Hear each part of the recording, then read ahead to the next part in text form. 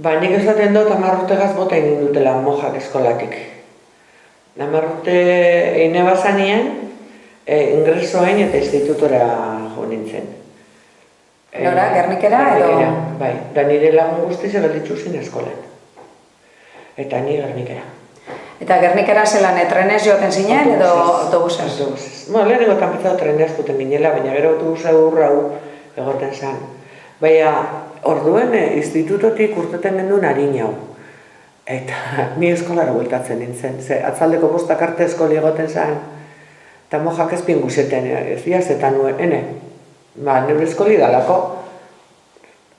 Eta ni eskolara bueltatzen nintzen, handik institutotik urten, da etzera jun orduko eskolara. Eta, akordaten, elementu izendaz dugu, melenatxu egaz, holan etzen eban, ez da? Eta mojak esaten doztin hori zintzala izelako, zer ba? Horlako gauzek. Uniformea eta aukiten zen duen eskolan?